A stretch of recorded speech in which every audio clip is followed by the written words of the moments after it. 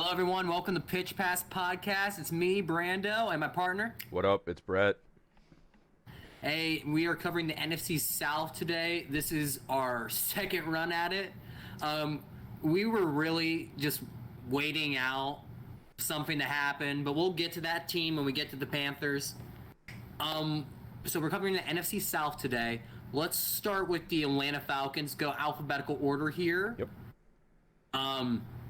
So obviously, the big move that happened, they tried going after Deshaun Watson. Yes. Matt Ryan said, "Wow, fuck you." Yeah, for real. And, yeah, they said we're gonna go after this guy who has like 66 possible allegations that he could face at some point. Like it's nasty. And then Matt Ryan's just like literally a soccer dad who does nothing but good things in the community. So Yeah, I don't blame literally. him for wanting out. And I mean, with how much shit he's gone through in Atlanta, that's completely understandable. He literally was in the middle of trying to take them through a second rebuild since he's been there.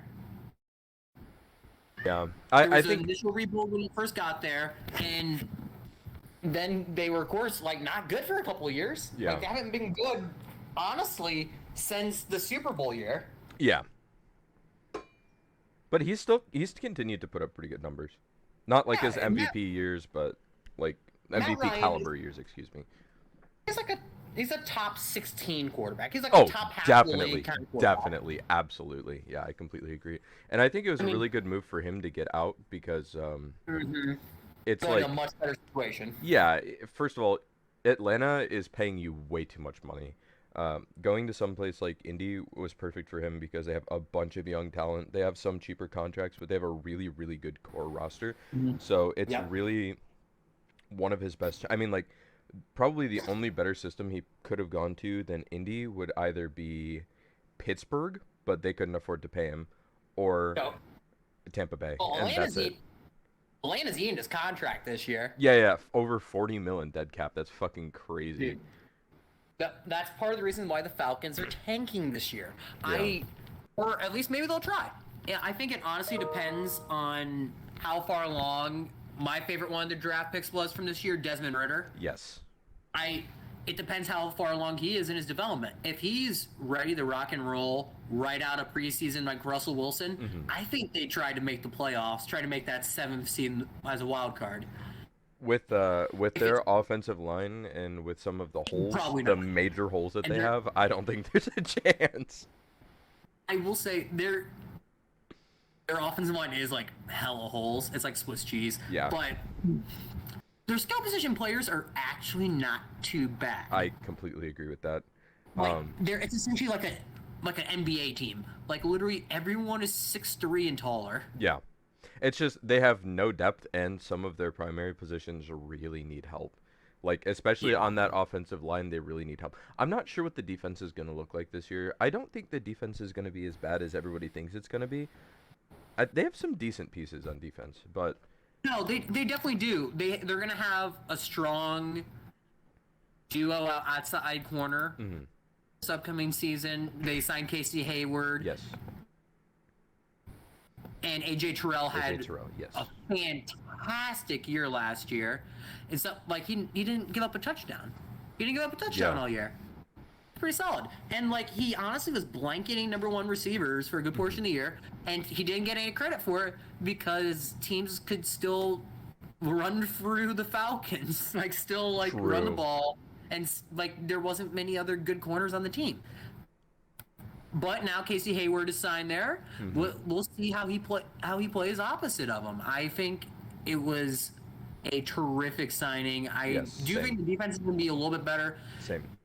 He drafted defensive end out of Penn State that I feel like should hopefully help out their... Yeah. Let me just double check that. Honestly, I think they should be improved. I'm looking at their schedule right now. Their schedule is tough as fuck. Oh, I forgot to bring up their schedule. Thank you for reminding me. That is, like, legit, just so many murder... Like, their first 5 games, honestly, their first half of the fucking schedule Like is so Seahawks and terrible. Panthers, yeah, they have like 2 potential wins out of the first half of the season. So I think if Desmond Ritter doesn't start from the jump, from the rip, and if Marcus is healthy, it's a tank year. But if Marcus is healthy, I think they might pull him to see what they have in Desmond Ritter. That second Panthers game on November 10th. Yeah. Because at that point, your schedule gets a little bit more winnable. Yes. Obviously, you don't put him in for the first. I want to put him in for the first Panthers game because I would want to give Marcus one more shot. Yes. And also, the next week is against the Chargers, and I would rather my possible future of my franchise not get murdered by Joey Bosa and Khalil Mack all game. Dude, that's gonna be an evisceration. That's going to be the test of how adequate that defense is, and show you how terrible that offensive line is. Yeah, honestly, I mean, maybe that's a 1:00 game too. No one needs to see that in prime time. Real.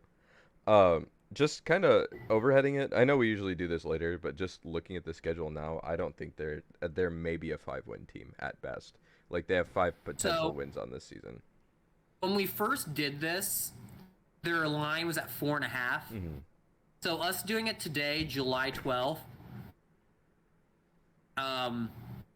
Let's check what the over/under is now. If it's still 4.5, I'll take the over. Yeah. But if it's 5, 6.5, no, absolutely not. Like the 5 is a very loose. Like I would say that they are a 4-win team. It's just sometimes you get those weird like in division games, and like the very first week, like we've seen the Falcons play some games like what was it, two years ago, where the Falcons treated that one game like a fucking murderer's row, and they dropped like 44 points. Wasn't it on the Saints too? Yeah, that game was just crazy. But and the Saints are going to be without Kamara, and we're going to have Jameis coming off of that horrible injury from last year, so they might be a little more conservative. I don't really know. What Mark Ingram's going to be? True. Mark Ingram's back in the Bayou, so that could be interesting. He hasn't looked so good recently, though, but yeah, I'm sure he'll be serviceable for a few weeks. I think he'll be fine. So Atlanta's still at 4.5 wins. Okay. I think that I'll take it. I'll take the over. I'll take them at 5 wins exactly. Yeah, I think it's kind of a risky one, but I think if you throw Desmond Ritter in, if they decide to give him some starts, especially in like the stretch that you're talking about versus the Panthers versus the Bears versus the Commanders, like those are all very, very winnable games. But if you put him on that like death row, like the beginning, no, you're. Well, also the end is terrible too. Steelers, Saints, Ravens, Cardinals, Bucs. No, the pack. Also, if you just look like the weaknesses of this team against the strengths of the teams they play this year, it's so rough. Like they're playing teams where their strength is their pass rush or their defense. Saints have a great pass rush with Marcus Davenport and Cam Jordan on the edges. Marshawn Lattimore's top 5 cornerback in the NFL. Like I don't know, and he plays well against big wide receivers. I don't know if Drake London and or Kyle Pitts, whoever he shadows, is going to be able to go off. I'm going to guess it's going to be Pitts. Depends where Pitts lines up, honestly. Actually, they may just have. I think you may be right. They may just have Marshawn follow him everywhere. Because I think Drake London, even though he is so big and physically talented, we know what Kyle Pitts is like.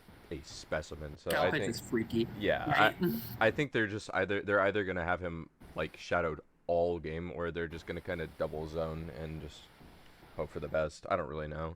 Their offensive line is so terrible. I'm not sure anybody's gonna have time to throw anyway. But I mean, he's put in work against like Xavier Howard of the Dolphins on the outside before. So Kyle Pitts is. Oh yeah. Maybe. Sure. But. That touchdown slump is definitely going to even out. It's if you look at how talented he is. I feel like that's Matt Ryan with his number 1 targets though. For some reason his number 1 guy in the passing game never gets fucking Julio touchdowns from him. It's Calvin Ridley, Julio, the Calvin fucking Ridley for a year, but yeah, still. forgot. This is gonna be the last little side bit before we move forward with past the Falcons. Roddy White is such a forgotten wide receiver. Yeah. Phenomenal player during the majority of his career. Probably outside Julio Jones, probably second best wide receiver the Falcons have had. Probably. Like he's such a good player. Okay. Well, I want to talk about Yes. two things. I know the Falcons got a little bit of criticism for their later rounds. I don't really know these guys that much. I think Desmond Ridder was probably the steal of the draft. Something that you specifically mentioned to me was watching his footwork in the pocket, and when I went back, because I didn't really watch a lot of college film before we started this, but when we started this, it made me want to start watching more college film. So I went back and I watched his awareness and his footwork in the pocket, and I think that out of this whole draft class, there may be quarterbacks who were put in much better systems off the jump, so you might see them have better initial success. But Desmond Ridder probably has the highest athletic and success ceiling out of any of the quarterbacks in this draft. I think that was a really, really good pick. Obviously, I love Drake London. I was a little surprised that they took him at 8th overall, but I guess with the situation that they kind of have going on. Worth it. Yeah. Honestly, worth it. Drake London was probably the best wide receiver in that draft class. Yes. Put up over 1,000 yards in 8 games. And at USC, and that was with Slovic as his quarterback. He is legitimately good. Yeah. Like I said, I am excited to watch the Atlanta Falcons pass catchers this year, just because it's an NBA team. Yeah. Even the running backs tall. Cordell Patterson's 6'1", 6'2", and he's gonna line up everywhere. It's gonna be a very fun team to watch in the red zone. That's for sure. I completely agree, especially because they have such good pieces, and Younghoe Koo is so good as a kicker. I feel like people don't talk about him enough. I feel like when he is talked about, he does get some of the acknowledgement that he deserves, but the numbers that he's put up over the past few years, if you go back and look at his stats, it's incredibly impressive, especially when you look at the onside kicks. Was it the 3 in that one game, right? Yeah. Yeah. Which isn't if you're gaining extra possessions for your team in that way, it's fantastic. Yeah. It's essentially like gaining a turnover on defense. Yes. Getting interception or forcing a fumble. Yes. And the other thing I wanted to talk about, and it was something we talked about last time we recorded, and it was Cordell Patterson, and I am a big fan of him, but I didn't know he was such a journeyman, and that's what you were talking about last time we recorded. You said he was drafted by the Patriots? Cordell? Yeah, so Cordell Patterson was really first unlocked by the Patriots. One in a game where Bill Belichick just ran out of running backs pretty much. He put Cordero in it as a running back and ran him on ISO play with a fucking fullback several times, and that's the first time we really saw people really line him up in the backfield. Then from the Patriots, he moved on to Chicago. He was initially drafted as a first-round pick by the fucking Vikings out of Tennessee. That's what it was, not the Patriots. Yeah, you're right. Yeah, no, he just ended up signing with the Patriots, but the Vikings were the team that initially drafted him. 2013. Yep. Yeah, and it's so crazy watching his career progression, because it's so rare to watch a guy go as a pure, not pure, but essentially for the most part, an outside wide receiver. He was really raw, mostly still an athlete, but play outside wide receiver and then slowly move to being running back. Yeah. All time, it's fun to see. And he's so good at the dual threat game. He's so good at his hands are still so good. I'm really a big fan. Yeah, he still has soft hands. I think even without an offensive line, he's still worth drafting, at least as a running back too. If you can get him as a flex, you're golden. Yeah. And also, it just puts so much stress on the defense. Yes. When you have a guy lined up in the backfield who can essentially move anywhere in the formation and essentially play like wide receiver. That's why what San Francisco did with Deebo Samuel was working so well. That honestly to a better extent than Patterson, because Deebo's a better route runner, but that's neither here nor there. And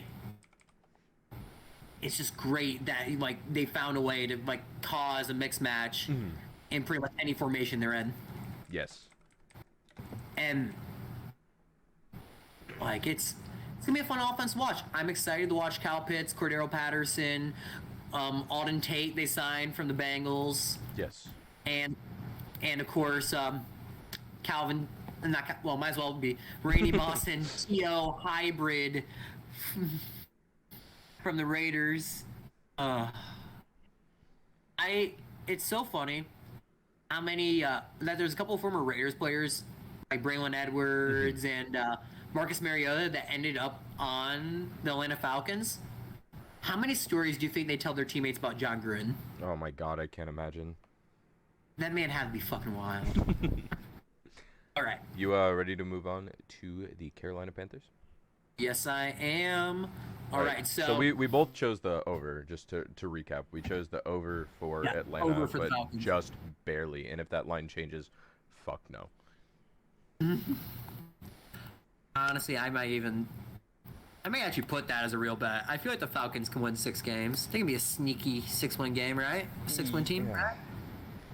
Right. Anything no one's can been happen. burnt by the Falcons before. Okay. Okay. It's never happened. Anything can happen. That's what I'll leave it at. Yeah, anything can happen. Hey, Kevin Garnett was right. Yeah. Everything's... Hey man, KG's got a different mentality for real. I love him. I love One of the Kevin best. Garnett. A fun debate we got in at work. This is basketball. This is so off topic, but who'd you take, Tim Duncan or Kevin Garnett? Oh, that's a really tough question. Okay. It's fun. So, oh man. Okay. If you I guess my question is, do I want them as a role player or do I want them as like a leader for my team? Like, am I building a team around this person or are they going to be a player added to a roster already? Because that changes my answer. Oh, you're building around him. Okay. I would probably... Oh, man, that's so fucking tough. Okay. I know you're a high character guy, so I have an idea of who you're going to pick. So, I think Kevin Garnett and Kobe Bryant have, like, similar mentalities to me of, like, working your ass off and being the best you can be. And that's, like... If you're building around this guy, like if you put young pieces around him, I would be more inclined to say KG. But if you're just like throwing out, like if you're saying here is one guy on this team, like which would you rather have just like as a player instead of just a personality? I think I'd have to choose Duncan. I'm honestly taking Kevin Garnett regardless, man. I love the skill set. Yeah. But if I'm taking the individual player, I'm taking Kevin Garnett. If I'm taking the NBA career, I'm taking Tim Duncan. Yes. Tim Duncan's like the most decorated power forward ever. Yeah. Like when it comes to like pure awards, accolades, and like winning chips. But now to talk about a team that's never won a chip, the Carolina Panthers. So this team is the reason we have to re-record this episode. I've never seen a team so devoted to just collecting mid-fucking quarterbacks. Holy shit. Like, so the only one that I think honestly has any potential to be anything better than mid is Matt Corral, and that's just because he's a rookie. I watched him at Ole Miss. I know the potential. Yeah. I know the potential isn't through the roof. Yeah. But the potential is. You hope he's a more sturdy Andy Dalton. You are hoping for consistency. Yes. So consistent adequacy, dare I say. So the Baker Mayfield trade, I like that they made Cleveland eat a good portion of his contract. I hate the move for the Panthers long term. Because man, so many fanboys are gonna hate me for saying this. I don't believe in Baker Mayfield. Yeah. Like, at his best, he's still only average. Like, at his best, he's still like a 20-something, the top end, 15th quarterback? All right. The highest he's ever graded from Pro Football Focus for like a long stretch was 8. And that is his peak, is the 8th best quarterback in the NFL. So, but I do think you're never going to get that. Yeah, I think It's like the banking main on Carson wants to be an MVP again. the main criticism for Baker, I mean, there's a bunch. You could go with immaturity, lack of leadership, irresponsibility, Problems with the inconsistency. coaching staff. Yeah. You can make up all of the excuses that you want, and you can say whatever you want. Personally, I really don't care how you feel about Baker. If you look objectively at Baker Mayfield's stats, right? His numbers, other than touchdown to interception ratio, that's really the large difference. His numbers are not that different from Sam Darnold's, who was in a much worse situation at all points in time and did not have proper staff or team around Or him. I love talking to people about how bad Sam Darnold's situation was with the Jets. Yeah. Because it was bad. Like It was terrible. and it never got better. It literally never got better for him. The situation around him, like the offensive line was at his best. Literally the year that he got traded, the offseason he got traded. Yeah. He had 1 year with a decent left tackle and guard, Yeah. and That's it. That was with Becton as a rookie. Yeah. I'm sorry. He had shitty situations, and honestly, I'm gonna believe in the 25-year-old kid who hasn't been playing quarterback for that long. All right. There's a steep learning curve here. Just so I can kind of prove my point here. If you look at Baker Mayfield and Sam Darnold's career stats, Baker Mayfield career completion percentage 61.6%. Last year 60.5%. Sam Darnold 59.8%. Last year 59.9%. Those numbers are not that far apart. If you look at career yards, yes, Baker does have about 4,000 more career yards. Understandable. He does How have many more games? Yeah, true. Darnold has missed hella time. Yeah, that dude. I mean, it started with fucking mono. Okay, I will. This is a fun story about me. I also got mono my junior year of high school God. during football season. So you can't play with mono. So something that happens to your body when you have mono is that your liver will kind of like expand a little bit. Yeah. And if you take a shot there while in a game from a dude who's going like 15 to 20 miles per hour, It'll rupture. You're going to the hospital. You could Yes. even die. Yes. Like, that's legit. So I don't blame Sam Darnold for not playing with mono. Yeah. But it's hilarious when you're in your 20s and you get mono. Yeah. And remember those girls in the crowd with the sign that said, "We give him mono" or whatever? Okay. There's another fun story about Sam Darnold being a dog, which I feel like that's the only thing New York Jets care about for their quarterbacks is how much of a dog they are in Honestly, the bedroom. real. So Sam Darnold, it was when the Raiders were still in Oakland. The Jets went over and played the Raiders. Sam Darnold tears them up. Actually throws for like almost 300 yards, a couple of TDs. Fucking went off. That was and they beat 20. the Raiders. Was that 2019? Maybe. I don't remember the exact year. Okay. But I guess his teammates said that they went out to the bar, he got blackout drunk and like went home with someone. Oh. Wow. My favorite. Go Sam Darnold, getting it on the road. Hey, New York quarterbacks, man. There's just something about them. Yeah. And also, it probably helped that he's from California. Yeah. Well, Being a it USC also helps that you're 6'3", 200 some pounds, and starting quarterback in the NFL. Rich. But Yeah, you're the third overall pick. You're like rich compared to normal people.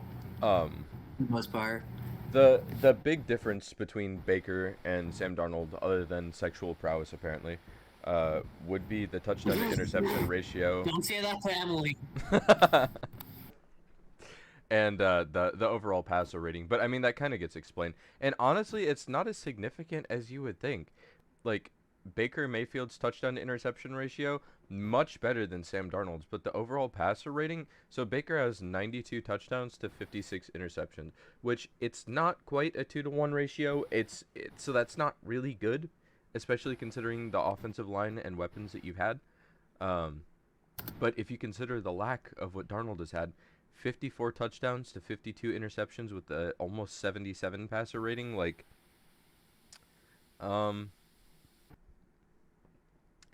don't know, dude. So I'm going to add this in for your turnover number. Yeah.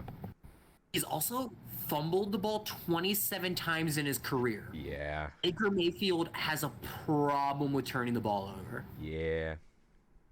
Sam Darnold, I'm like, he throws interceptions too. I'm not going to say that he doesn't turn the ball over. But fuck, man. Like, it's not just handing it over, it's just making errant throws. Yeah, like it's... But Sam Darnold is not much better. He also has 29 lost fumbles. This is... No, yeah, Sam Darnold has 11 lost fumbles. No, this says 29. He's 9. Oh, God. Why are both these quarterbacks so terrible? Like I said, I've never seen the team that wants so many mediocre quarterbacks on their roster at the same time. I mean... They have a guy who had to fucking go through the XFL to fucking get here. Okay. What are you talking about? In defense, okay. What? Philip Walker? Honestly, Philip Walker I'd start over the other guys per dollar. In Sam Darnold's defense, in this case, if you look at the fumble numbers, Sam's should be expected to be a lot worse than Baker's because of that offensive line that Baker has had. And the fact that Cleveland runs the ball a lot. Literally, yes. They're a run-heavy team. I don't know. Both these quarterbacks are bad. Yeah, I'm not sitting here trying to praise Darnold. I'm just trying to say that all of the people who are sitting there like with the holier-than-thou fucking attitude about Baker Mayfield, it's like, dude, he has incredibly mediocre stats for the success that has surrounded him. You had Odell Beckham Jr., Jarvis Landry, Kareem Hunt, and Nick Chubb in that backline with a top 3 offensive line in the league. Come on. I don't know. But as for the Panthers, they are collecting mid quarterbacks. We completely agree on this. Yeah. They're doing literally what you shouldn't be doing, which is like wasting draft capital and also putting your team in a worse position long term. Because the ceiling, even with if Baker Mayfield plays at his best with this team, they're still not a good team. I'm so looking forward to week 1. No, he's still going to look so much worse than he did in Cleveland because projected going into this year, Carolina has what, like the 31st ranked offensive line, something like that. It's bad. Like, even though they drafted a tackle in the first round, Ikem Ekwonu, fantastic tackle. By the way, you love Icky, but it's not enough. Oh, also, like, you're also banging on, like, something that's so rare happening. An offensive lineman being good or elite right off the jump. Yeah. There's a learning curve. We saw it last year at Penny Sewell. Like, there's a learning curve there. And not everyone is going to come out, like, and, like, just play lights out. Not everyone's Reggie Nelson, not everyone's Zach Martin, and not everyone's Tristan Wirfs. Like, you're not going to be an all-pro right off the bat. Well, I mean, even Creed Humphreys, also throw Creed Humphreys in. Shout out to your boy. Tristan Wirfs got thrown his rookie year. Remember that? Against Khalil Mack. Yeah. Yeah, okay. That does add a layer to it, but still, I mean, like... There's a learning curve, but that should also put in that there's a learning curve at this position. That's exactly what I'm saying, yeah. Like... Larry Allen for the Cowboys, Hall of Fame fucking guard. There was one game when he was young when they had to move out the tackle and fucking blocked Reggie White. Reggie White did the same exact thing that happened to Tristan Wirfs. He tossed him. Yeah. Like, there's a learning curve for that position. It's going to take time. And especially nowadays, with the way colleges have to practice, with no 2-day practices and less physicality, excuse me, it's a little bit harder. True. Now, it won't be completely doom and gloom. DJ Moore, a very good wide receiver. I think he doesn't get talked about enough. No, because absolutely. Very similar to Falcons wide receivers, he can't find pay dirt. Yeah. But he gets a lot of yards, he gets open. Robbie Anderson's still there too, and he must be just Robbie Anderson's having still there. waking nightmares. Poor guy. I know. Literally, Robbie Anderson has to be so pissed because literally he even put on the status about like if they should trade for Baker Mayfield or not. He said, "Hell no, Hell no." Yeah. like Yeah. he's got to be having the best of times, which has to be great since Baker. You know what Baker Mayfield has to really love? Huh. His boy was already here. Rashad Yeah. Higgins was signed this offseason to the Panthers, so that's who's gonna damn near get the second most targets on this team now. I don't doubt that in the slightest. Honestly, I bet you fucking Rashad Higgins has more targets by the end of the year than Robbie Anderson. I don't doubt that at all. I That's not bet even- by the end of the that's year, no Robbie joke. Anderson's gonna request a Yeah. trade. Not even by then, man. He's gonna retire. He's gonna retire after this shit. Probably. That sounds about He's gonna right. say either. He's gonna say either get me the. You know, it'd be a big move Huh. if they can pull. If both teams can pull it off. Huh. If the Chargers and Panthers can agree to a trade for Robbie Anderson. Oh my god, that would be terrifying. I would That would say be a- fuck it. I would drop everything in our Superflex league and I would draft Justin Herbert first overall. I would just drop everything for that. Yeah, because man, if they can get a consistent deep threat, the pair with Mike Williams and Keenan Allen, That would be terrifying. wee buddy. Guyton's good. Guyton's solid. He's just not consistent. Like, Yeah. but that's fine. What is the over under for the Panthers? So over under for the Panthers, I'm gonna see if it's still the same. I think it's going to still be the same. Okay. It was 5.5, Yeah. and it is what? What? It is now 6.5. 6.5? So you are they're essentially banking on this team winning 7 games. Their defense is good. Their They defense have is good fine. defense, but no, Yeah. not at all. No. Not happening. I- Look at the I- schedule. It's not happening. You like Browns, the year off with the Giants, Browns. Saints, Cardinals, 49ers, Rams, Buccaneers, Falcons, Bengals, Falcons, Ravens, Broncos, Seahawks, Steelers, Lions, Bucks, Saints. I'm seeing Okay. maybe at most 6 winnable games, most likely 5, most likely less Depends. than that. depends if Deshaun can play week 1. Yeah. No. If Deshaun, if the NFL just ends up just getting pushed into litigation even longer over this shit, like I could see him maybe playing. If Watson plays week 1, there's no shot of Carolina winning this game. Yeah, realistically, I don't think Carolina can win anyway. I don't care who they. The only way that they would win is if Baker has like a career fucking game and they start him.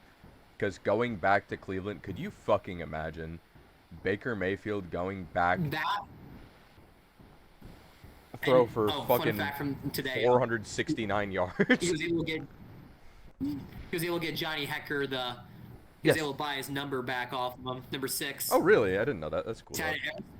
I That's noticed been he his number swapped. back. I think he swapped to like 13 or something. Hecker did, right? I could be wrong. Yep. Something like that, I don't know. But Baker's actually had that same jersey number ever since it was the first jersey he was given at Texas Tech when he walked on. Let me look. So that's a fun little story. I will say this. Baker has a fun story. Mm-hmm. It is fun. Like if you watch all of his career games, it's a ride. Yeah. I True. don't want him as my quarterback. No. I do want to watch him on TV. I do want to watch him, absolutely. I do want to watch him, especially, well, I won't say that. I I love wish everybody the watching best. I loved watching Jameis's 30-30 season. Oh, God, that was just like a rainbow with acid rain. It was like so beautiful at times, but it just burned you to fucking watch.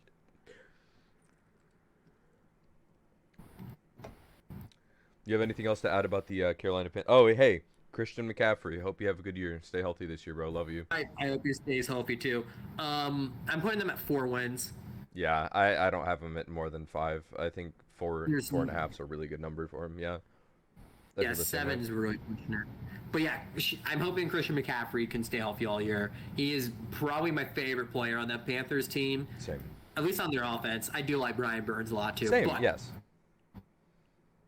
But I'm just hoping he can stay healthy. I've loved him ever since he was at Stanford when he should have won the Heisman the year Eric Henry won it. But whatever. You know what? It is what it is. It is what it is. All right, let's Ready go to move on to New Orleans? Yeah, let's move on to New Orleans. Okay. This is my hot take. We talked about this last time. New Orleans is winning this division. That's my hot take. The Saints are winning this division. And maybe it's out of the realm of possibility, but I honestly do think it's still Tampa Bay. But they did some interesting things this offseason. You know, when we talked and when we actually sat down and looked at the schedule, I was like, you know what? It's realistic that Tampa Bay probably will win the division, but I am sticking with my guns. I am not going to no changing my mind here. I believe the Saints will win this division. I believe in the new Jameis. You know, there is worse things to believe in because as a Packers fan, I watched him shred us somehow. Mm-hmm. It was probably the least amount of yards I've ever seen Jameis Winston throw for, but he's done like 4 or 5 touchdowns. But it was also the least amount of interceptions you've ever seen him throw for. Yeah, real. I don't think he threw a pick all game. It was great. So, I also watched Jameis Winston throw the ball away. Yeah. Have you ever seen Jameis Winston throw the ball away? No, it's usually just downfield because then. someone is down there. Obviously, that's being overdramatic. Jameis Winston has thrown the ball away, but still. So, I want to talk about what he did last year. It was one of the lowest completion percentages of his career, but he had 1,170 yards, and considering he played like, what, 4 games? I think he got injured in the 4th, something like that. Yeah, let's see. 14 touchdowns to 3 interceptions with a 102.8 passer rating. 102.8 is fucking crazy. And I understand that's a small sample size, but like the way that he played, it wasn't like his mechanics changed. It wasn't like he had bad mechanics. He just had some bad decision making. And it looked like last year, for the first time in his career, he's able to kind of hold himself back from making some of those bad decisions. This year, you're getting Michael Thomas back. Alvin Kamara's going to have a chance to rest. You're getting Melvin Ingram. Sorry. Wait, Melvin Ingram, right? No. No, Melvin Ingram signed some. Mark Ingram. Else. Sorry, Mark Ingram. Completely. Yeah, you get Mark Ingram back to play running back, so that should help with Alvin Kamara being out. They drafted Chris Olave out of Ohio State. Love that. And Trevor Penning. Yeah. Their first round, Penning. I loved what the Saints did. Dude. It was definitely... I feel like the Saints are very good, and I like finding a good balance of drafting BPA, but also finding a way to fill the holes on the roster. Yes. Getting up to get Chris Olave was definitely... They're trying to get the best wide receiver available. Yes. Trevor Penning going back up and getting him was definitely a move just to fill that spot that was vacated by Armstead when he signed with the Dolphins. I think, yeah, Teron Armstead, that loss was huge, and the loss of Malcolm Jenkins was also really big. But I still think that their core roster is good enough that, like, I don't know. They got Honey Badger. I think he's going to play really well there. They have Jarvis Landry.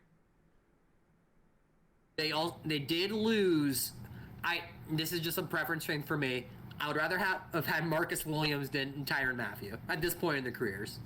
Because of how good of a coverage player Williams is on the back end. Yeah, that's completely fair. And Matthew's more of like a zone. He just has more of a nose for the ball. Matthew's a good run. Yeah. You want, at this point in his career, you want Tyrann Mathieu closer to the line of scrimmage. Yes. You want him in closer to the line of scrimmage, maybe like in the like curl flat part of the field as well. Yes. But that's where you want him. He also signed Marcus May from the Jets, Mhm. solid safety. So and Daniel Swanson, that's a Yeah, I'm subtraction not by happy about that addition. one. Yeah, that's That's a negative addition. that. I think he's gonna be a backup. I don't know what to. I can't excuse I that one. mean, he should be a backup unless they're playing three safeties Yeah, a good portion of the time. I can't excuse it. But That one even just. PJ Williams should get playing time over him. Yeah. But Yeah. we'll see.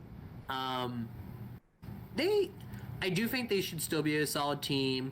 Mhm. Re-signing Bradley Roby was Yes. a good re-signing. I think he's finally found some real good tread in his career here in New Orleans. So I think the Jarvis Landry, I think that is not being talked Mm-hmm. about enough. I think Jarvis As really does, as long as he can stay healthy, I think he has some really good productivity left in his career. I think if they used Jarvis in a similar way that New England used Julian Edelman near the end of his career, Yes. when there wasn't really much juice left and it was just bone on bone. Just because I do think Jarvis is the best part of his game has always been after the catch. Hmm. And if you can let him just go underneath, get some yak opportunities, I think that could be a very valuable part to your offense. Yeah, and I mean, you have Michael It's just like Thomas. an addition to the run game. You have Michael Thomas coming off injury, Chris Olave coming off injury, and you're gonna have a healthy Alvin Kamara about halfway through the season. So it's like if you have those two Yeah. big, tall guys who are gonna be able to run those slant routes, and you have Juice kind of like as that additional either outside or if you just want him to come underneath, I think that is just a Olave really. ain't catching that slant out of the middle. Mm-hmm. Olave ain't about that life. He's not Hey, about man. that life. Olave is a finesse route runner that wants to get open deep. I want to see him over the middle in the NFL, Yeah. like attempt something, but I don't think that's him. I It's don't think probably not, but I know what we talked about the last time. I don't remember exactly what we said, but I remember we talked about the double slant sets and how vicious that could be because Michael Thomas is known mostly for his slant routes. That's what he's known for. He is a very good slant running corner, or Yeah. sorry, wide receiver. Wide And receiver. Well, it's like with Chris Olave there, and he's at least 6 feet tall, right? He's somewhere in there. Um, he has a bigger pretty body. sure. Pretty sure you're correct. Somewhere around like 6 foot. 6 foot 187. Yeah. Yep. So I think just with the finesse that he does run those routes, I think it'll be really nice to have another guy who can run those slants, but also can break loose to get that downfield. I think he adds that deep threat that they've always really been wanting. Yeah. And also, how dope is it for Jameis that the guy Marquez Callaway, who was your number one wide receiver most of the year last year, is now your fourth wide receiver. Yeah, it's kind I of crazy. It is. I pulled up Jameis Winston's games. He did play in 7 games last year. Really? He got knocked out in the Tampa Bay game, Yeah. and like that's what ended up happening to him. But he's still they almost won against Tampa too. Yeah. Actually, I think they did beat Tampa. Uh, not sure. I don't remember either. I think they did. I'm pretty sure they 2-0'd him last year, didn't they? Yeah, let me see. But I mean, still, Weird view. the point being, 14 touchdowns to 3 interceptions. That's greater than a ratio of 4 touchdowns per interception. And for Jameis, for Mr. 30-30, Great improvement. yeah, that's crazy. And with this year, you're only adding weapons. Like, I don't know, man. I feel very strongly that this team is going to win the division. I can tell you with confidence, I would place a large bet, a large sum of money that they're a playoff team, but I would also be willing to bet some money that they win this division. I don't know. I'm still gonna take Tampa just because I believe in the roster more as a whole. Like to hit that top end part of production. I'm not sure. There is a lot of tough games in the Saints schedule. It is nice for them that they get to play Seattle this year. Which, I don't know. Maybe watch Seattle actually be sneaky good this year and actually upset someone. Yeah, the Drew Lock comeback It's gonna be- story. Dude, it's gonna be some fucking random ass game. Watch. It's gonna be some random game against the Saints. That's gonna probably be the fucking game too. Drew Lock's just throwing up 9 balls to fucking DK all game. I would uninstall fantasy You would football. uninstall. I would uninstall ESPN. I'd just throw my TV in the river. We'll just call it a day. That They would be the kind of game where that would happen too. they do have a very difficult schedule, and this is what made me slightly hesitate last time. But this is me officially doubling down. I think the Saints are winning this division. They open with the Falcons, then they go to the Buccaneers, Panthers, Vikings, Seahawks, Bengals, Cardinals, Raiders, Ravens, Steelers, Rams, 49ers, Buccaneers, Falcons, Browns, Eagles, and Panthers again. I think that a lot of these 50-50 games, they're capable of winning just because Jameis isn't afraid of taking a shootout. But the fact that he's become more patient and has become much smarter at throwing the ball, but people know how big of an arm talent he is. Excuse me. Former baseball background at Florida State. Mm-hmm. Jameis could have went pro. Definitely. Yeah. Jameis could have been a pro pitcher. I wonder if he ever I wonder how many NFL guys do you think reasonably could play in another league?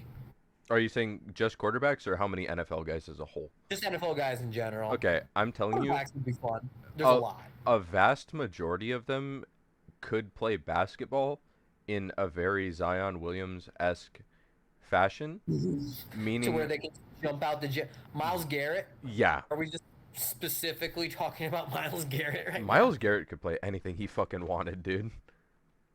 Maybe not baseball. I don't No, know. Maybe he baseball? would be a Big Poppy type player. He would smack that ball out of the park, and then I don't know. Maybe like Judge for the fucking Yankees. Goes for nothing but a home run every time. Hey man, swing for the fences. That's where the phrase came from. Exactly. I feel like a So- lot of them could transition into basketball pretty easily, but I think just the risk, because the strain is so different on your body and because they've been conditioned so differently, I feel like as a prospect, they would look really, really good, but when you actually got them into that position, their longevity would not be NBA ready, if that makes sense? Yeah. And a lot of the quarterbacks, yeah, I feel like pretty much all of the quarterbacks could play baseball to at least some extent, at least minor league, if not major league. All of the kickers, punters could be soccer players. I don't think that's that much of a stretch. I think probably all of the like athletic dudes, all of the skill position guys could probably either play basketball or track, but that's about it. I don't know. I don't know what the lineman would do other than like javelin or discus shot put. Like, I don't know. Okay. The NFL has right now, as of today, another Deion Sanders / Bo Jackson. Can you guess the quarterback that got a contract today in another professional sports league? Very athletic. I mean, I would have said Kyler Murray, but are you talking? Daniel Jones. Oh my Daniel God. Jones got a contract today to play in the professional cornhole league. He tore up the amateur circuit this year during the offseason, and they offered him a contract that he signed to play in the pros. All I have to say is that's just a Midwest shame. That's just. Hey, isn't he from the Midwest? Like, he I have won no fucking idea. Duke. No, Duke's more in the South, but I don't know. Daniel Jones looks like he's from the Midwest. Daniel Jones looks like he enjoys cornhole. Yeah. No. Yeah. Daniel There's Jones nothing wrong looks with enjoying like, cornhole. There's nothing wrong with it. I play quite frequently, but looks like the Prince version of Shrek. yeah, he really does. Sorry, Daniel Jones. There's nothing wrong with you, buddy. Except your balance on breakaways. I hope we figure out if you're good or bad this year. So we will. So the over/under for the Saints is 8.5. Yeah, I'm taking the over. Taking the over. I feel like 9 games is their peak. I feel like 10. You feel like 10? Yep. Okay. I'm gonna take the under. I think 8 wins is a solid spot for them. I think they're an 8-win team. I think they're like an 8-9 team. I mean, realistically, probably you're right, but my heart is telling me go with Jameis. Go with Jameis. All Go with, right. because you know what, dude? There aren't a lot of quarterbacks. If you look at like I won't go too far on a tangent here, but I'll just say if you look at a lot of quarterbacks late in games, especially when they're trailing, like you see a lot of them who either are afraid throwing the deep ball, and they fuck it up because they overthink it, or you see them too afraid to throw the deep ball. Um, so they just dink and dunk, and they either run out of time, turn it over, or just don't ever get there. Um, but one thing we know about Jameis is he is not afraid to go big. If you are down one touchdown with 10 seconds left, he will throw that bitch out of the stadium. Yeah, but yeah, Jameis Winston is just. I love that, like you said. I love that he's not afraid to take a risk to give his team a chance to win. Hmm. And in And almost all of the games he played last year, if I'm not mistaken, they jumped out to an early lead. yeah, I am excited to see how he plays this year. Jameis works very hard in the off season. I think a Yes. lot of people are sleeping on Jameis Winston this year and what he can do. I This is kind of like I think this is kind of the make or break year for Jameis. Yes. Also, out of all the quarterbacks on these teams that the teams were flirting with Deshaun Watson, Jameis earned so much of my respect for the way he took it. Same. He legit said, "I don't give a fuck." Yeah. He said, "Honestly, I'll try to even beat him out." Like, I love him. I love him. I genuinely believe he has the upside too. It's just that downside that Yeah, the downside with Jameis is a lot. it's a lot. Yeah, when you steal some crab legs and you just fucked her right in the pussy, it doesn't help. Ugh. Jameis has said some cringy ass things. That's essentially what Hey, I'm man. saying. You know what? At the end of the day, he still eats those W's. Still eats those W's. You are very correct. That's his favorite snack. I really hope that Jameis can just make a shit ton of money off of like endorsements with like number 30. Yeah. And I- I don't think we're ever gonna see another 30-30 season. You know Just what? because I don't think there's a coach outside of Bruce Arians that's crazy enough to keep a guy in who's turning the ball over at that rate. Do you want to hear a stupid stat that just like I don't know why, but I just saw the number and I made the instant connection? Yeah. Jameis Winston and Baker Mayfield have the same career passer rating. Yeah. Except fucking Baker doesn't have the upside Jameis Nope. does. I think I've said this before. He is a white, neuter Jameis Winston. Yeah. He's not as athletic as Jameis. He doesn't have the same arm talent as Jameis Winston. And, okay, maybe he doesn't turn the ball over as much, but he's not scoring as much either. Yeah. That's the end. I'm sorry for all the times I've dogged on Baker Mayfield during this. I'm not. It's real. It's real. We needed It's to. real. We talked about Carolina today. We had to. Well, no, I'm more just pissed that they made us have to reshoot this.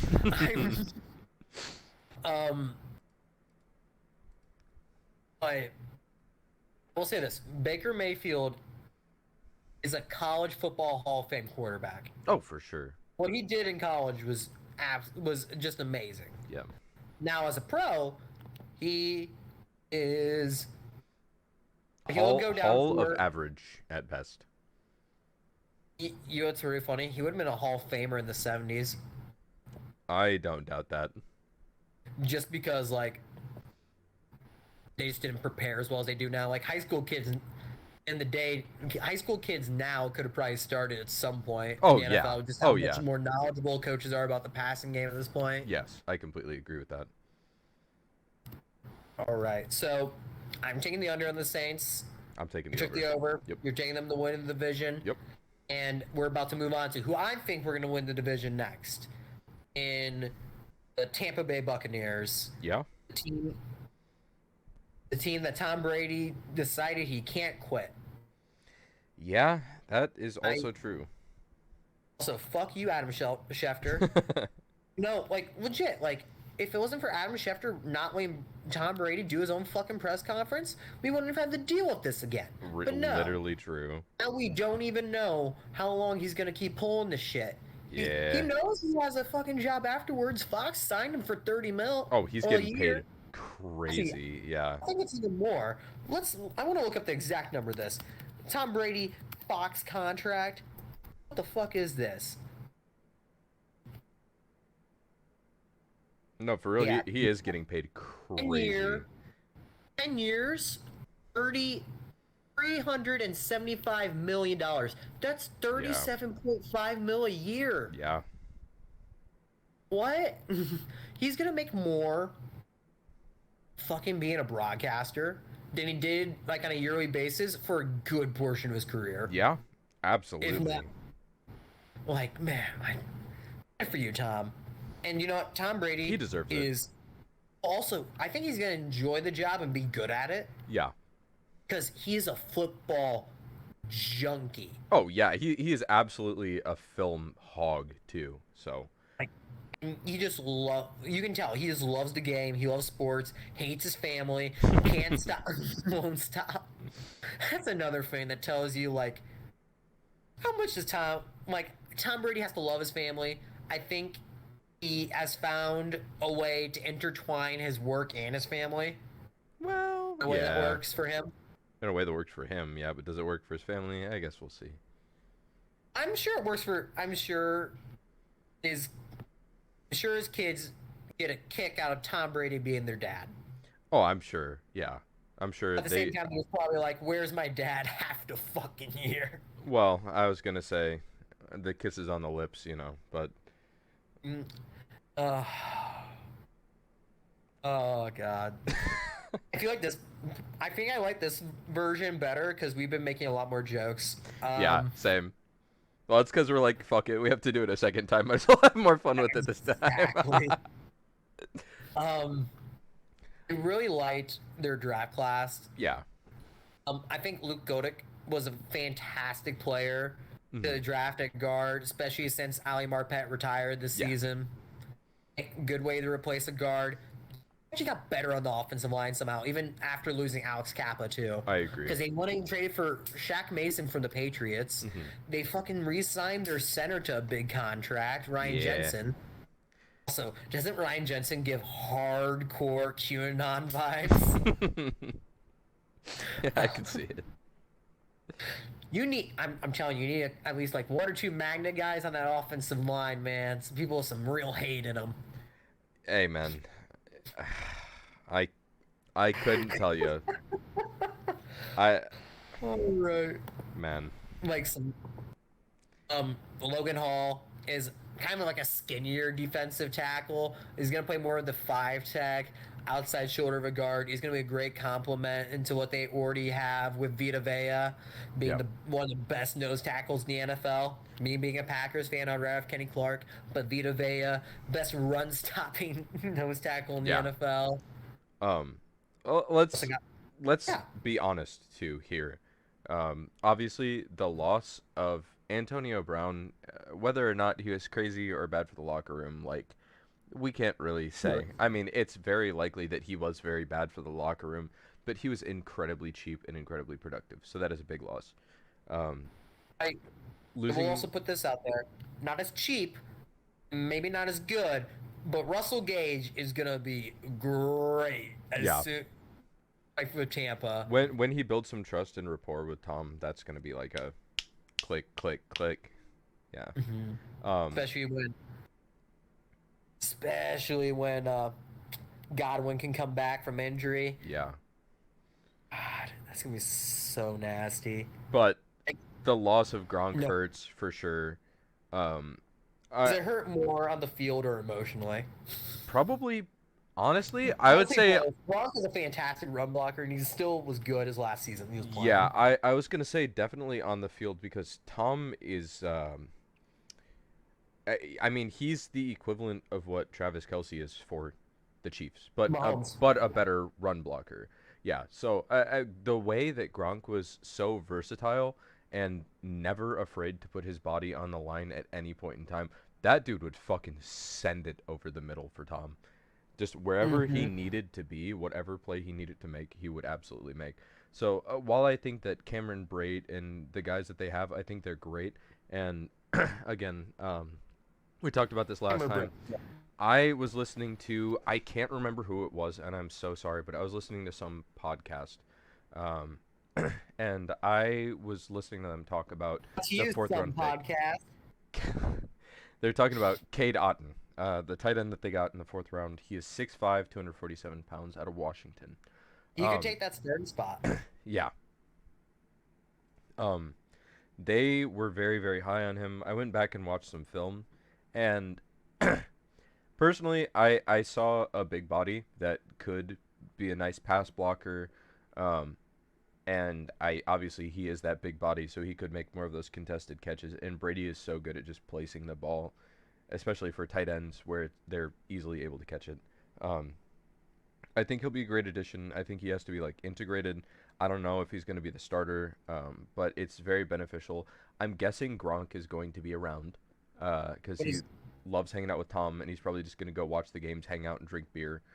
Or maybe Cass. I bet you Gronk unretires. Let's say the Bucs are like, say we're about halfway through the season, Yeah, maybe a little bit more, 8 or 9 creeping games up in, yeah. on week 10. Mm-hmm. What if Gronk's feeling all right and there's a couple of injuries at tight end? Say Cameron Brake is hurt. Mm-hmm. I I give it a 50% chance. I'm not going higher give than it that. 50-50.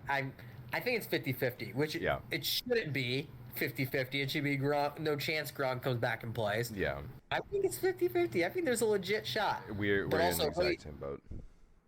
really ironic thing about Cade Otton, guess what jersey number he wore at Washington? 87. Yep, just like Gronk. Yep. So really interesting. Yeah. I don't know. That's just numbers. Numbers don't mean anything when they're just on a jersey, as we learned by the NFL rules now. True. Where anyone can wear any Anything. number. Yeah. I love the old school people to get pissed off when they see like linemen wearing like a number 2. Yeah. Fucking love it. Tom was so mad because he was like, how are my guys supposed to know who to fucking block now? Oh, it's not that hard, Tom. I know. I know. Stop it. But the Guys, very Old white man bitching. the very fortunate thing for anybody surrounding the Tampa Bay Buccaneers organization is they really do seem to have like a good player-friendly, player-forward and first coaching staff that cares. Yes. You have the greatest winning, I'm not saying the greatest athletic quarterback, but you have the greatest winning quarterback of all time. And I have probably the player with the most decorated NFL player career. yes. And you have fucking Gronk there too. Like, if you don't think that Gronk is going to come hang out and like watch some of the practices and shit, like he definitely is going to. And you have so many guys on this roster with so much experience. I mean, even like the backups could start for a majority of teams. And honestly, they had a bunch of kind of underrated signings. Yeah. They signed Keanu O'Neal from the Cowboys to move him back and play safety again. He played linebacker last year at the Cowboys. They signed Logan Ryan, Tom's former teammate with the Patriots. They signed him off the Giants. And Akeem Hicks is probably the biggest signing. Unintended, I guess. He is probably the heaviest person they signed because he's just a bear of a person. Big dude, yeah, for real. Dude, watching Akeem Hicks and Vita Vea on like running downs is gonna be so nasty. It's gonna be terrifying. I don't think it's gonna be possible to run up the middle on this team. No, absolutely not. Like the A gap and the B gap are gone. So you better, if you're running it, you're running some zone ass concepts. Yeah. And you better hope you can outrun their linebackers then. So, we talked about this last time we recorded, and it's something that we've continued to discuss because we're really trying to figure it out. Tom Brady seems to not age. His numbers have been immaculate. His performances have been immaculate. He's putting up he put up over 5,000 yard season with really, really good numbers. The matchups they have this year are really tough. Rough. They open Rough at let's start with, we both agree that this would be the perfect year for him to do a retirement. The schedule that he has this year really looks like a retirement almost tour. all fucking prime time. Yeah. I bet you when the NFL's come up with the schedule and they figured out Tom was actually going to come back, I bet you that's when they put a bunch of his games in the prime time. Yeah. And also, whose palm is Jerry Jones greasing? Last year they have the opening game of the season, the Dallas Cowboys game against the Buccaneers, and it was in a prime time. damn good game. Was a damn good game. And then again this year, they're the first Sunday night football game at Dallas against Tom Brady and the Buccaneers. Yeah. Like, whose palm are you greasing, Jerry? Yeah. And can you share the money with me? You gave too much to Zeke, and your team isn't playing that well. I mean, literally, dude. Okay, they are playing well, but I can tell you, I'd go out there and try harder than Zeke for most weeks at the running back position. I would get bodied, but I would try. I think Ezekiel Elliott is an elite pass blocking running back. I think he's like maybe even the best pass blocking back in the league. But he's not an elite running back anymore. He's still good. Like, he's not great. Oh, yes, he's still good, but he's not elite. But he doesn't have that. He doesn't have the same top end burst he used to. Yes, he has no juice. The juice is running dry. Yeah. Yeah, because I honestly, if you don't have Zeke on that team, you can probably stuff Amari Cooper. True. And which one's more valuable? Pass blocking running back or another wide receiver? Especially how talented Tony Pollard is. Yeah. We'll talk more about the Cowboys when we get to them. That's gonna be a tough game for Tampa. Dallas is a pretty solid team on both ends of the ball. Yeah.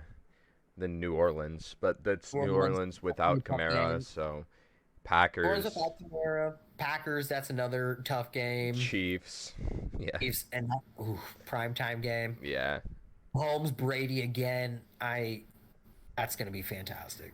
This is a really difficult one because I honestly can't predict it too, because it's going to be such a new look from the Chiefs. I think we're going to have that established running game with Rojo healthy. And because he does have good hands, I think that we'll really be able to kind of take advantage of that, especially versus Tampa. Revenge game on the second. I would love to see it. Revenge of Ronald. Rojo's revenge. Rojo's revenge. Oh, fake t-shirts. I'm on it immediately. Taking to Twitter ASAP. Man, back-to-back weeks of Tom Brady versus Aaron Rodgers and then Patrick Mahomes. Yeah. How blessed are Bucs fans this year at the schedule they have? Well, I mean, they get even more blessed with this next stretch. They go Falcons. Steelers is a little difficult, and then Panthers. Notice the times all three of those games start is all 1 p.m. Yeah.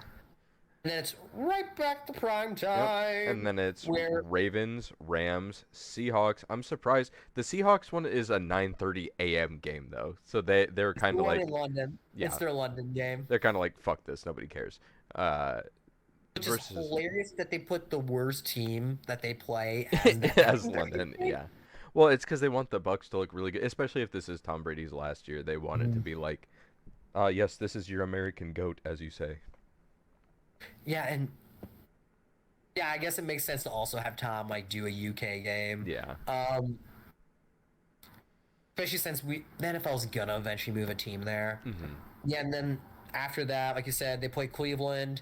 That game Deshaun is only will likely. Deshaun plays. Yeah, I think he'll be unsuspended by then. I'm guessing they're probably gonna do like a 6 to 8 game suspension.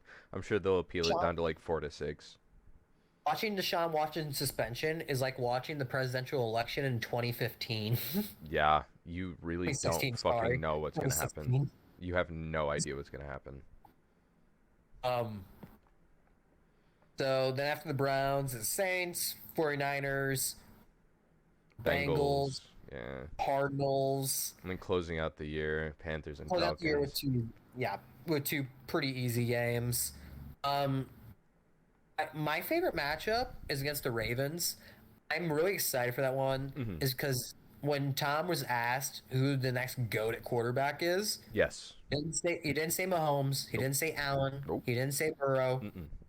he said Lamar Jackson. Yep. And it really shows I Tom cares about like work ethic and like Yes. passion and grit. And Lamar is a dog. Lamar is 100% a dog, and Yeah. I don't think I've seen a quarterback work as hard as Lamar Jackson has at improving his footwork and his throwing mechanics Yes. from when he first started in college all the way to now. Especially when you are such a dual threat quarterback already and you're already lethal with just your run game. I respect the fuck out of that. And when he was already had a strong arm when Yeah. he was throwing like shot puts. Yeah. Like he won the Heisman at Louisville with with almost no real footwork. Like Yeah. it was like he's just awesome to watch, and I'm very excited to watch Lamar this upcoming season. Yeah, me too. And that's going to be the real test of Lamar Jackson's skill set. And I think Defense. I've said this, but if you didn't see that episode, I'm going to say it again. I think the Ravens are really my dark horse to come out of the AFC. I think they're being incredibly underrated because people don't see Lamar as that elite quarterback. And the number one criticism that I've heard so far has been that they don't think he can play from behind. And I guess we'll see this year, won't we? Oh, we saw him do it this past season, which is funny. Yeah, I know, He played but on with a depleted ass team. the whole roster was injured too. That's what I'm saying. Everybody's gonna see this year. I have Lamar Jackson as a top 3 quarterback in this league going forward. I really do. I'm here for it. I've been really thinking about Lamar Jackson a lot this offseason, and I don't think I'm ready to say top 3 just because. Mostly because of the 2 old men in the league. Oh, yeah. No, that's completely fair. It could be my bias of growing up watching Aaron Rodgers or Tom Brady. Yeah. But if you had to ask me who I'd rather have as my quarterback, even this season, I think I'm taking Lamar over both of them. I don't know about Brady, but that's kind of a... If we put them on the same... If we take players separate from situation. Yeah, exactly. If we're taking player with situation, yeah, I'm taking Brady because he's a great situation. Before we get off talking about Tom, which the whole world gets off talking about Tom Brady, I guess. Terrible joke. How about this offseason when it was like rumored part of the reason Tom Brady retired, which he kind of didn't deny, was because he wanted to get that like exec job with the Dolphins. Yes. So he could get Sean Payton to come in as the head coach. Yes. And then come out of retirement and sign with the Dolphins. Yeah, I don't know about us. It was a lot. It was a lot. But seeing the moves the Dolphins made this year, that kind of looked like a bunch of all-in kind of moves. Yeah. They thought it was going to happen. How long it took them to get McDaniel on board? Yeah. I don't know. I think when there's smoke, there's a little bit of fire. Yeah. Oh, absolutely, no question. I think there's fire here. I think it's too much of a coincidence that both Tom Brady and Sean Payne retired within a short span of each other. I think. Yeah. There was definitely something going on there. Sean Payne always wanted Tom. Yeah. And Tom always wanted out of New England. Well, he didn't always want out of New England, but he wanted a system where he was listened to. He wanted a coach that made him feel important. Really? Yeah. Honestly, I mean, it sounds fucked, but it probably is just the truth. There. Imagine being like the most accomplished, most decorated player of your sport of all time, and your coach is like, all right, get back to fucking work. No compliment. No hug. I still love that out the door, but New England still offered Tom Brady a contract, but it was still less than what fucking Tampa Bay offered him. Yeah, and what Tampa offered was still low. It was like $1 million too, like such a slap in the face. Yeah. He's like, "Well, you just take this discount to stay for $1 million?" Fuck no. The games that I'm looking forward to the most, I'm really looking forward to the Chiefs-Bucs game. I think that's going to be a really fucking good game. I think the Chiefs are going to look better this year than they did last year. We're going to get to see Mahomes without the Tyreek Hill safety blanket. He still has a great deep threat in MVS. I think that's going to be a really fantastic game. And like we said, Rojo revenge. The Rams-Bucs game, I think Tom Brady is going to try his fucking heart out in that game just to show he's got a little piss and fire left. And I think that the Saints-Bucs game, when Kamara is healthy on December 5th, I think that is going to be a really fucking good game. Which is really funny. They picked that first Saints game to put the 1 o'clock game. And if you look at the time slot for the other Saints game, it's prime time. Yep. Hey, man. Like you said, hey, the NFL, this schedule is like straight heat, though. Yeah, like, even, real. Like, there's going to be so many good games here. Of course, my Packers get to play Tampa Bay week 3. I'm looking forward to that. Looking forward to that Ravens game, as I already talked about. 49ers, we can see what Trey Lance looks like. Basically, the whole roster, the whole schedule is heat. Like every game's gonna be good. He plays against Joe fucking Burrow and the Bengals at some point, and then Kyler Murray the next week, and then it falls off a cliff. Yeah.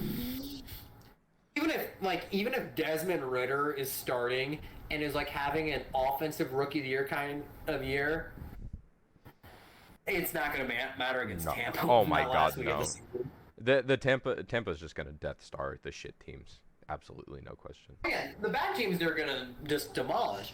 It's the good teams that we're going to get some fucking popcorn-esque games. Yes, and that's why they're all primetime. That's why they're all primetime. They're primetime because as the NFL's golden boy on his way out. Absolutely.